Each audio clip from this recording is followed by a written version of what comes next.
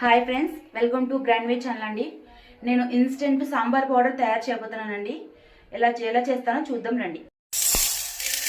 First మనం ఎర్ర కందిపప్పు వేసుకోవాలండి. ఎల్లో కలర్ కందిపప్పు,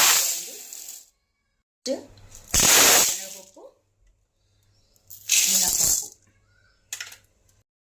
ఇవన్నీ మంచిగా వేపుకోవాలండి. అన్ని సాంబార్ పొడికి ఎలా వేపుకుంటారో మీకు తెలుసు కదా, అలా వేపేసుకోవాలి. నెక్స్ట్ మిరియాలు, జీలకర్ర,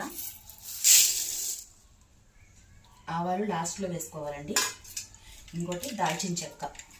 ఇదేనండి సీక్రెట్ మెయిన్ ఇంగ్రీడియంట్. ఎవరు స్కిప్ చేయమాకండి, చాలా టేస్ట్ ఉంటుంది, అన్నింటిలోకి బాగుంటుంది.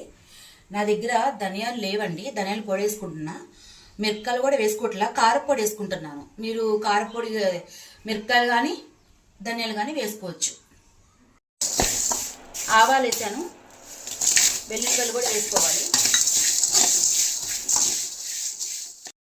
సపరేట్గా కరివేపాకు వేసుకోవాలి.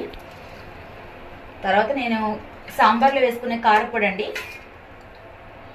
సాంబార్లో వేసుకునే కారపొడి, ధనియా పౌడర్ అండి. నాకు ఈ రెండు లేవు, అందుకే ఇవి వేస్తున్నానండి. ఇంగువ కూడా మనం కారంలో కలిపేసుకోవాలండి.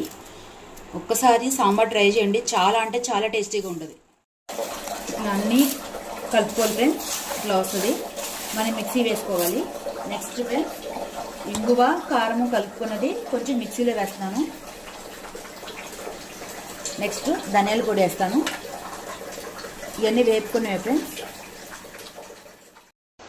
Finally powder తయారైపోయిందండి.